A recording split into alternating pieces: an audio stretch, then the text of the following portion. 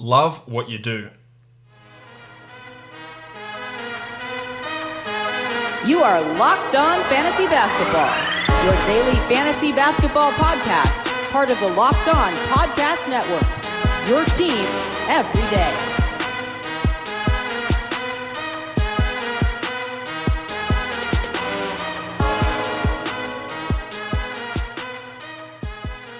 Hello and welcome to the Locked On Fantasy Basketball podcast brought to you by Basketball Monster. My name is Josh Lloyd and I am the lead fantasy analyst at basketballmonster.com, and you can find me on Twitter as always at redrock_bball. Today is the last of the team preview podcast for the NBA, so you know which team it is. It is the Philadelphia 76ers. Michael Bolton. Let's get to it. Let's get to it indeed.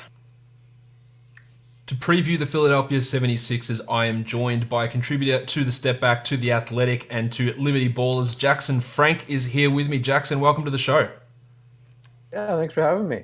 All right, so let's talk about this Philadelphia 76ers team, which profiles to be one of the strongest teams in the NBA with probably the best starting five in the league. Their bench, there's still some question marks with a lot of those guys there and how that's all going to pan out for this upcoming season.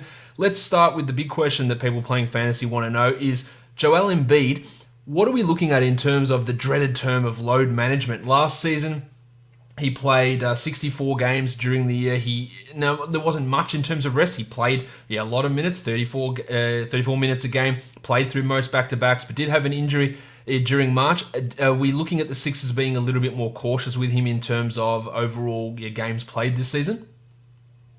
Yeah, I would say ideally they would probably have him about 64, 65 games again this year, but with solely those being like just rest, no knee injury, no back injury, things like that. And he acknowledged their exit interviews that he realizes the time is now for him to kind of take a step back. Previously, he's pushed pretty hard to play in games where he's been questionable or game time decision. So I'd say kind of my rough estimate would be maybe 65 games and 31 to 32 minutes each night, and get through those games in the entire season fully healthy and no lingering issues that happened last year and carried on into the playoffs. Yeah, I think that's sort of what I'm looking at. I'm thinking he takes a bit of a step back in minutes, games played about that same level. Yeah, on a per game basis for fantasy, he's probably the sixth best player in the league in that regard. But just having these games, just maybe 20 games off, I would put Jokic and Lillard ahead of him. And then he's in that troublesome area where Kawhi, Paul George, Embiid, then you've got those second round guys pushing up, and Beal and Holiday and Irving, those sort of players in that mix. That's where he sits, and that's why that back end of the first round in fantasy is pretty interesting or potentially dangerous in terms of who you take there. But we know the per game stuff is pretty good for Embiid. It's just that those games, I don't think there's any situation I can envisage, unless Horford is hurt and the Sixers are struggling, that Embiid is pushing to 70 games. I just don't see that being the case for him on a per game basis, though. Those numbers are still going to be pretty strong, even if there is a bit of a drop down in terms of overall playing time. For Embiid this season, Jackson, Al Horford comes across from Philadelphia. He'll be starting there at the 4. In terms of his role last year for the Celtics, he had a 19% usage. I think that will be lower on this Sixers team. Is that how you see his role for this team? Yeah, I think that's fair. I mean, you would probably say he's at best the fourth option to get shots. Yep. Obviously, production goes beyond that, but even then, he's not going to be the focal point as a facilitator. That'll be Simmons. So I would say, I mean, as he's always kind of been the last few years, his impact will outweigh his raw production. So yeah, I'd say he'd be the fourth or fifth option offensively. Obviously, his merits are kind of at this point really are defensively. He can do some things offensively, but the Sixers probably brought him in to kind of lean into that defense first identity. Yeah, I would say maybe 15, 16, 17% this year. I haven't kind of hashed out the usage rates, but I would agree that it should decrease to a degree. How much is yet to be seen, but yeah, probably lower than 19% like it was last year. I think what we'll also see from Horford playing the 4 and playing next to Embiid is a bit of a drop in his rebounds. He hasn't been always the strongest rebounder, but I don't think expecting him to maintain the same level that he did last year, where he still only averaged 6.7 rebounds per game, 7.4 the year before. I reckon playing a little bit further away from the basket, again, next to a superior rebounder in Embiid, will probably drop those numbers down a little bit. He was the 35th ranked player overall last season, played 29 minutes a game. Do you think 29 minutes a game is reasonable for Horford? Will he play less? Will he play more? Yeah, I would say that sounds about right. maybe right around 30, 31, kind of the same as Embiid. I'd imagine the Sixers kind of approach them in similar ways in terms of load management and managing their minutes and all that. And then with the rebounds, I would definitely expect them to go down. Obviously, you have Embiid. Simmons is a very good rebounder for his position. They like to get the ball in his hands and run it. Tobias Harris, another guy who I'd imagine will encourage him to crash the board so they can kind of initiate offense with Simmons and Harris. Kind of some quick hitting stuff that they can, because their half court offense might be a little worse than last, or should be worse than last year without Redick and Butler in the fold. But yeah, I'd say 29, 30, 31 minutes, kind of around there. And just, again, making sure that he's healthy going into the playoffs, he and Embiid, because those are kind of two of their players. They're going to need them to stop or contain Giannis, which is kind of the way you have to look at things in the playoffs, because the Bucks and Sixers probably project as the clear-cut best teams in the East next year. Yeah, I think that's the way we have to be looking at the Eastern Conference and preserving these guys like Horford and Embiid. I also think that Horford's block rate might decrease this season as well, playing next to Embiid, playing at the 4 rather than the 5. So that's going to take him out of that top 40 area. I think he's a draftable guy, a 6th round type of a player. In the 60 to 70 type range, that's about the spot where he's ranked on most of the sites. A little bit aggressive on ESPN at 45, but he's getting drafted at about average pick of 60, which I think is totally fine with that expectation of some lower minutes, some lower rebounding, and some lower blocks and lower scoring. That is all fair enough to see him drop down those 20 or 30 spots in the overall numbers for this season. Let's move on to Simmons, who you referenced as obviously a really good rebounder, the point guard on this team.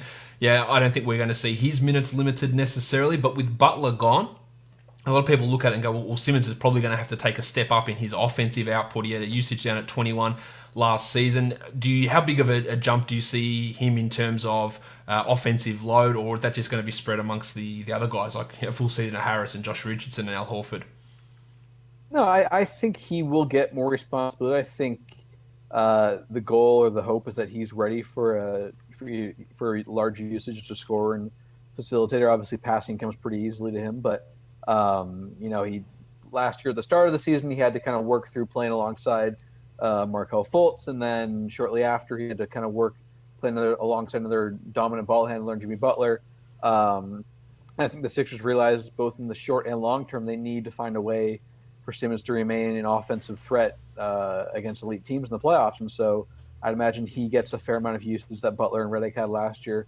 I think jumping the gun, but I think Richardson won't have a huge usage or anything like that. I think they'll kind of try to rely on him as a spot-up shooter and really good perimeter defender. And so they'll try to give more touches to Simmons and Tobias. And so I would say those two guys, Simmons and Harris, are kind of the two beneficiaries of, statistically at least, of Redick and Butler's departure. So last year he averaged about 17 a game. Maybe the hope is this year he can average 18.5, 19.5 points. He's already averaging 8 assists, so it's kind of tough to really project anything higher than that, because he was maybe 4th or 5th in the NBA last year in assists per game. So the hope is he just continues to improve his efficiency. I think his true shooting percentage jumped to 2 or 3% last year, and so maybe trying to kind of creep up into that 60% kind of range. Last year it was 58%, the year before 55.5%. So maybe trying to get that 60% with a little bit higher usage. I would not be surprised for him to have a larger scoring role this year. That's how I see it as well. I think that usage is going to increase.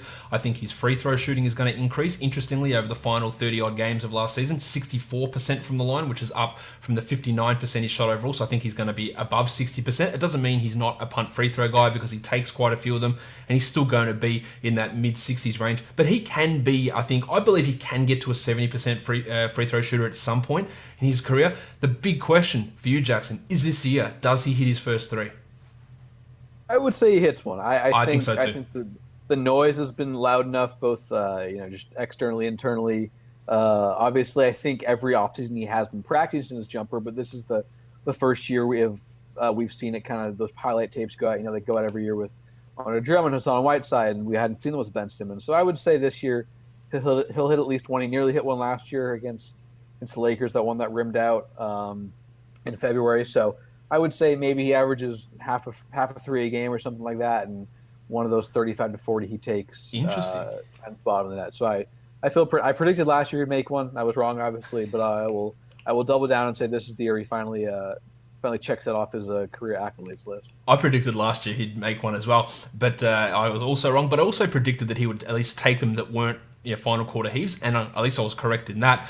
I don't think he's necessarily going to hit half a game. I think he might struggle to even hit 10 for the entire season, but I think he is going to at least take some more and hit some more. You mentioned earlier on the assists, I should have mentioned that. He averaged 7.7 last season, but it dropped to 7.2 over the second half of the season. I think with Butler gone, he can push to a career high. He was 8.2 as a rookie. I think he can actually go above that this year. I think those assist numbers can rise.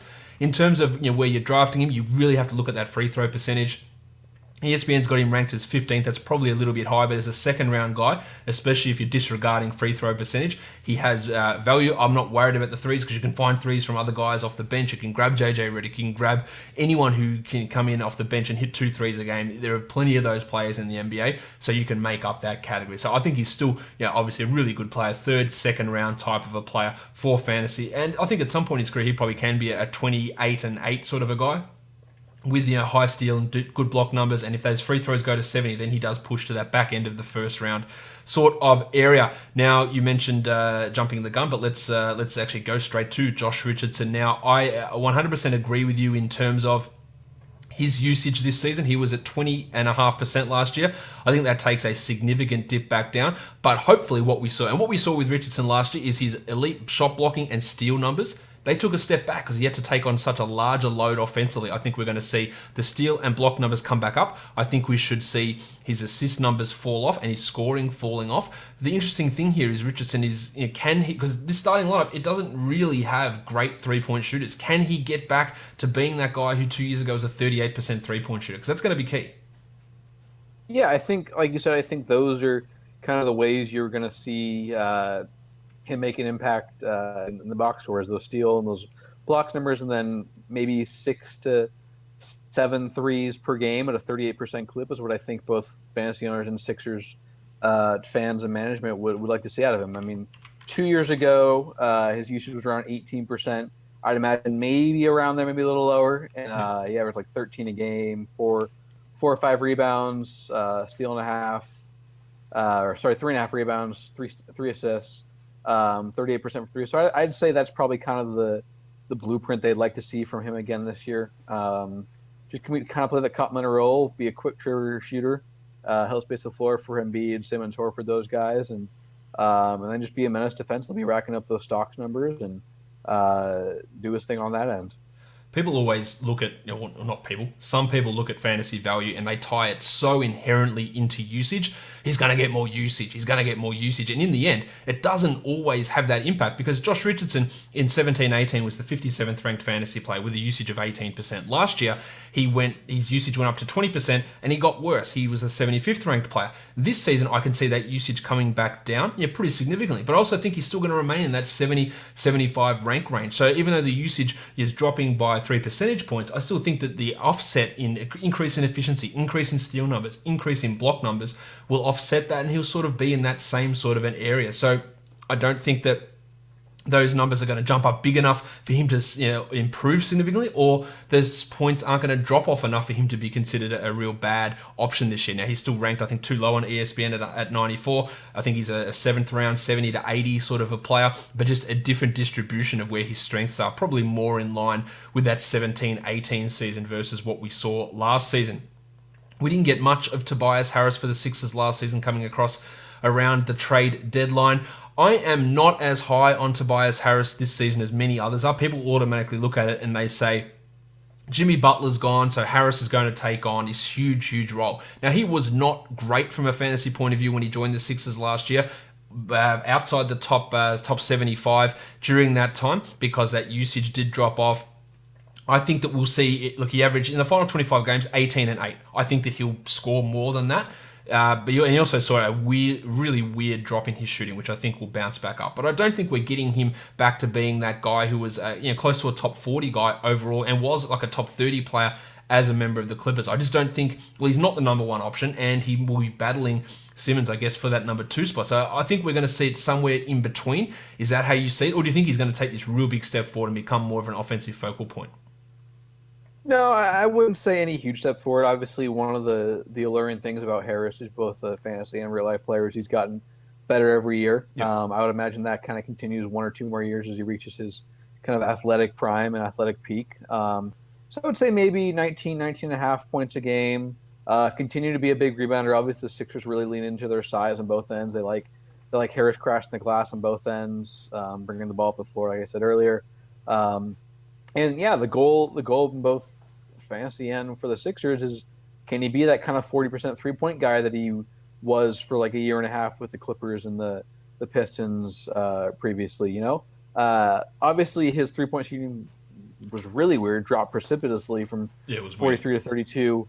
But at the same time, that was slightly offset by he was hitting a bunch of 2-point jumpers. Like his true shooting was still only 55% overall with the Sixers, which is great. But you look at 30% with three, you think it's terrible. So I think somewhere kind of in between there, maybe 19 and a half points, 8 rebounds, 2.5 assists on 59% true shooting, 39% from three, 46% from the field. We kind of be what you're hoping for from him. I think they'll probably gear the offense toward what he likes to do. Some of those handoffs, those flare screens, those pick and rolls, more pick and roll usage for him, I think will be pretty noticeable in the Sixers offense. But yeah, I think expecting that pre-trade production that he had with the Clippers is kind of unrealistic because he was kind of playing a little bit over his head, something he'd never done before. And it's a 60-game sample, which is pretty significant. But we have a much larger sample through his whole career to say that's probably not who he is efficiency or volume-wise. He averaged 8 rebounds a game last season as well, and still averaged 8 a game when he was a member of the Sixers. But again, we have to remember, pushing down a position, he goes back from the 4 down to the 3. And those seasons where he was playing the 3, say in Detroit, he was getting 5 rebounds a game. He had 6.7 one of those seasons, 5.5 his first year with the Clippers. So I expect actually a relatively precipitous drop in those rebound numbers. Maybe he's down at 6 a game, which is also something to pay attention to as Horford, as Embiid, as Simmons, as all these guys grab those rebounds. And the history of Harris when he plays at the 3 and not at the 4, alongside other good rebounds, because Andre Drummond sucked so many of his rebounds away. When he's placed to play at the 3, I think we could see those numbers actually drop off a bit more from Harris this season. So that's something to bear in mind. He's ranked just way too high on ESPN, number 25. It's nonsense. That's expecting him to have a career year by a significant margin, and I just don't see it. I just don't, for all these reasons we've discussed. It's nonsense to be looking at him at that area. He's that 65 to 75-ish type of guy, with maybe an increase in scoring from what we saw at the end of last season, but there's some of those other factors that we did mention in that. It's a really strong starting 5 on this Sixers team as well. So people are going to, even though Butler's gone, we've still got a lot of obviously really good players. Now, Jackson, the bench. All right, let's start. Backup point guard. Who's it going to be? Trey Burke, Howell Neto, Shake Milton. Who do you think's going to have first crack at that backup point guard job? I think, truthfully, they're probably going to play both of them a fair amount. I think they will probably go 10 deep roster-wise, rotation-wise, and they'll play both. My gut would say Burke just gets maybe a little more run early, depending on whether or not he ends up solidifying that job is yet to be seen, obviously. But I think both play a fair amount. It's just me. The Sixers need shooting, and Nature's obviously a pretty good guy for his career from deep, and Burke can shoot off the dribble. His 3-point efficiency isn't great for his career, but that's because he's taking a lot of tough pull-up jumpers and stuff. And so I think having a ball handler or a couple of ball handlers who can shoot off the dribble and kind of run a pick and roll is really valuable. It's something the Sixers don't have a lot of. Obviously, they have Tobias Harris, and that's really about it. Simmons can't really do that because he's not a threat to shoot off the dribble. So I think having those type of guys who can shoot off the dribble and space the floor from 3 and all that, they're going to try and play as many of those guys as possible. So I would not be surprised to see both Nato and Burke kind of split minutes to start the year. Maybe one separates themselves as the season progresses, but maybe 14 to 15 minutes a game for each. Maybe off base, but that's kind of what my gut says because they both can shoot the ball, and that's really what the Sixers need. So if both of those guys are playing in the rotation most of the time, that means that Zaire Smith and Matisse Thybulle, they probably struggle to get into the rotation then, if that's the way you're thinking, because I assume James Ennis comes in as the backup 3, Mike Scott as the backup 4. So where is that leaving someone like Thybulle or Smith or even Furkan Korkmaz? Yeah, that kind of that wing spot, that 2-3 position, particularly with Ennis, Thybulle, and Zaire Smith has been pretty talked about among Sixers fans and Sixers crowds during the offseason. I think neither Zaire nor Thybulle will play very much to begin the year. maybe 8 to 10 minutes for them, and also get the bulk of those minutes. He played pretty well with the Sixers when he came over, especially in the playoffs. He's earned Brett Brown's trust. So I would say both of those guys get a fair. I would say Ennis gets pretty significant run early on. Korkmaz, I doubt really plays much at all unless he comes out as like a 38% 3-point shooter and which is possible off the dribble a little bit. Yeah. No, he has a good reputation as a 3-point shooter prior to his time in the NBA. Obviously, it's a small sample, so we're pretty confident he can shoot. It's just a matter of translating that to the NBA level. But Adam Aronson, who writes for Liberty Ballers as well, that kind of mapped out the Sixers rotation a few days ago, and on a piece, he has Burke at 13 minutes, Nato at 10, Ennis at 15 minutes, Zaire at 12, and Thibault at 8. I think that's about right. I think all those guys are kind of in that 15-minute range. Maybe we see Zaire and Thibault break out as the year progresses, and Ennis is kind of left out of the rotation. But to start the year, I'd say that's kind of where you're looking at. And then obviously, just from a fantasy perspective, you're hoping that Thibault can continue to be kind of a stocks monster in the limited minutes he plays, assuming you're in a deep enough league that you need to roster a guy like Thibault. That's the guy that everyone wants. From a fantasy perspective, they want Thibault out there because he, historic steal numbers, historic block numbers, did it at Summer League as well. And even in a 20-minute a night role, he could actually have use in not all that deep leagues because he could come in like a Corey Brewer or Tony Allen, play 20 minutes, get 2 steals, get a block. Like that's not crazy for him. We've seen James Johnson do that back in the Memphis Grizzlies in the past. He'd come in and just rack up these crazy defensive numbers. But there is still an impediment for him to get those minutes because there is Korkmaz, there is Smith, there is Ennis there in front of him. But he is the guy that on a per minute basis, if Thibault's getting those minutes, that he's going to be the useful guy. I still think overall, and maybe I'd like your opinion on this as well, overall upside in terms of being a quality, say, starter or at least rotation player, I still think Smith is the guy there ahead of Thibault. But from a fantasy perspective for this year, Thibault probably is that more productive defensive stats guy. But I still believe in Smith long term. Yeah, and I would definitely agree. I think Thibault's the guy. If you're looking for 1 year for a guy to be impactful, it's probably him. Long term, though, Smith, I think, just a lot more tantalizing profile. He's a monster athlete, super smart player. Flashed some playmaking ability and some dribble drive stuff. Past couple of summer league. That's the interesting thing. Obviously, still kind of like not relatively new to basketball or anything, but his growth curve has been so significant that you just hope it continues to ascend. Very smart cutter off the ball. I think, in a couple of years from now, you're going to see a lot of that's going to maybe be a signature play, kind of a backdoor cut with Smith and Simmons finding him for a lob or whatever. So I think, long term, he's the guy that you think could be a quality starter on this team. There's a reason they felt comfortable trading away Mikal Bridges. Obviously, getting that first round pick from the Suns helped as well, but they really liked Zaire last summer, I should say. And so, I think it's perfectly reasonable and probably the correct thing to believe that he has more long-term upside than Thibault. He's younger. His IQ was not that, and Thibault's obviously a very smart player as well, but there's just a lot more room for growth, I think, with Zaire and a little more diverse offensive game. So you're not going to get a huge role from Zaire this season, but I still think from a dynasty point of view, he's a great long-term investment type. And I think what's important to note, of course, he missed last season with that foot fracture and then the whatever it was, sesame oil allergy, whatever that weirdness was that went down. But the other thing we need to remember, and I seem to talk a lot about Jarrett Culver because people seem to have different opinions on him than what I do. But these guys, Smith and Culver, played together at Texas Tech. And Smith was considered by far the best prospect of those two. He was the leader on that team. He came out of the draft after his freshman year while Culver had to go back to school.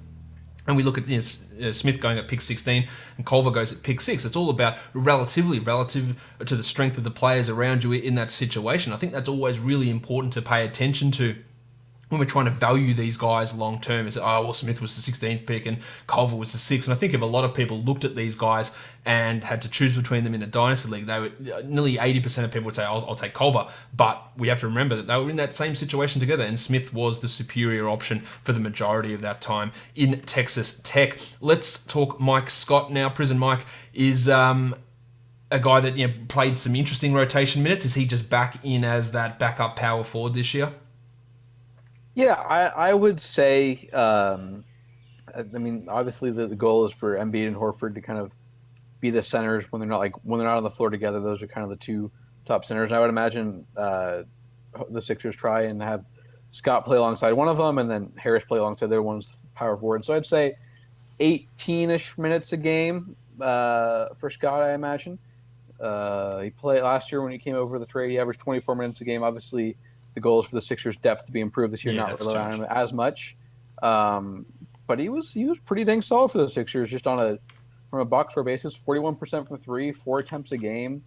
And obviously, he endeared himself to the fan base, and so I think that's probably the role he'll play again. I'd say fewer minutes. Ideally, you want other guys to get in there, and you can kind of fill maybe a more diverse role. But 16, 18 minutes again, knock it down to 3 or 2 each night. Maybe he gets hot.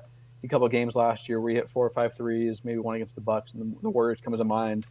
So I think you're looking at kind of that type of role again, 16, 18 minutes, and just a few rebounds, hitting some threes, and kind of doing his thing on the kind of a hard-nosed defender and rebounder and all that he brings. Kind of his shooting percentages have just wildly fluctuated over the course of the last couple of seasons. He just really is a three-point streamer for fantasy basketball, but his shooting has been just really weird in the terms of the numbers, just completely all over the place. Now, the question I have here is, for you backup center, do you think we're going to have it just be Horford and Embiid, meaning that Scott comes in and they play more of that small ball, adding an extra wing to the rotation, whether that is Thibault, whether that is Smith, whether it is Korkmaz, or can Jonah Bolden or Kylo Quinn come in, be the backup center, leave Horford almost exclusively as a 4 in those games that Embiid plays? Like, how do you see that looking at? Is it a Bolden or Quinn situation, or is it another wing coming in?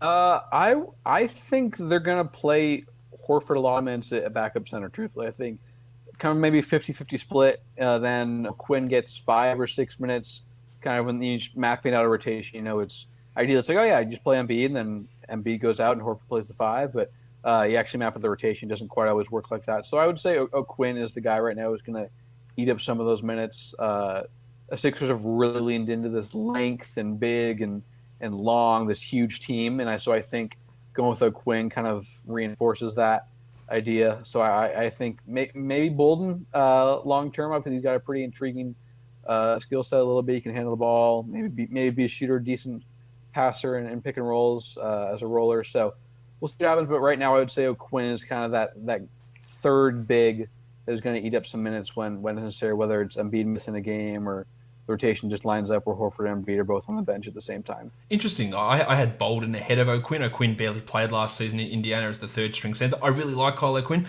I think he can be a useful player, and fantasy managers will be keen to see him get a role, especially for deep leagues, because he puts up numbers whenever he's out there.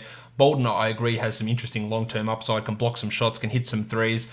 I thought it would be Bolden over O'Quinn. I guess there is other options there, and again, they could go small. So there is some uncertainty with this bench as well. The backup point guard, what they do with the wings, what they do with the big men, the most solid starting 5 in the NBA, but a ton of questions in this bench unit that's probably not going to have too much of an impact. But in a situation where Embiid is out, if they decide to start Kyle O'Quinn, everybody in DFS knows you've got to go play him, and you've got to look to stream him in, because he can come out there, block shots, hit threes, grab rebounds, and score points at a decent enough level. He might not be at that same level he was at the Knicks a couple of years ago, but he still has always been a really, really strong per-minute player. So he's always going to be a name to watch if that situation does arise for him.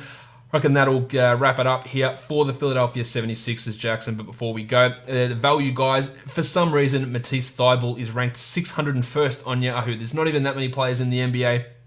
So that's obviously a ridiculous number. Again, he could be a Corey Brewer, Tony Allen type. If he gets into that rotation and they play more small ball and he's in 15 minutes a night, 1.2 steals a game is absolutely possible in limited minutes, and that's important in 14, 16 team leagues.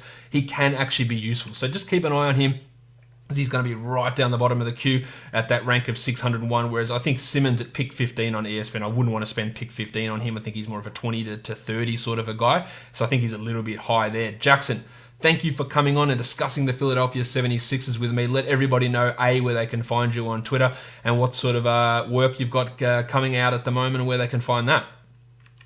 Yeah, so you can follow me on Twitter at JackFrank_JJF. And you can follow, or you can find my Sixers content on Liberty Ballers, SB Nation, and then once the season starts up, I'll have some stuff over The Athletic, and then my general NBA content and NBA draft stuff is over at Fan Science The Step Back. So go and check out Jackson on Twitter and check out his writing as well. Jackson, thanks for jumping on and talking about the Philadelphia 76ers with me.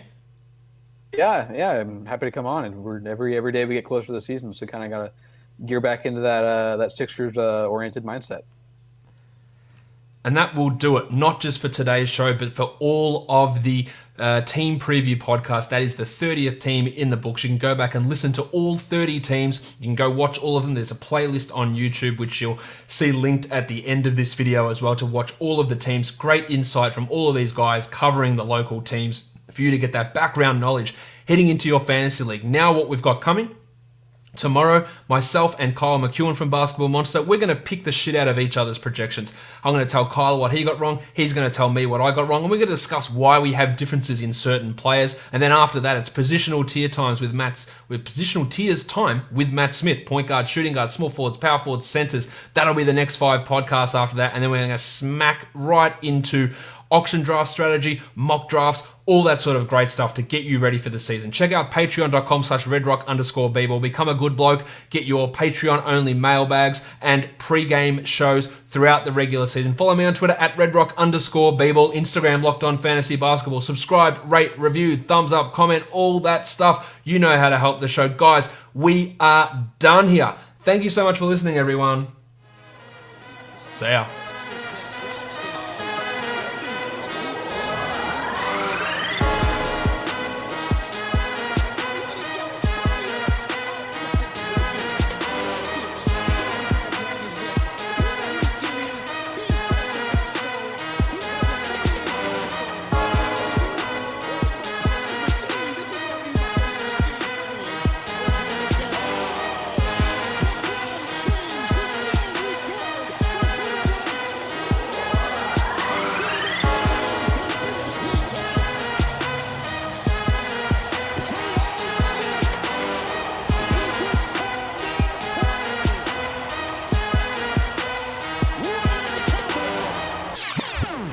Tobias Harris.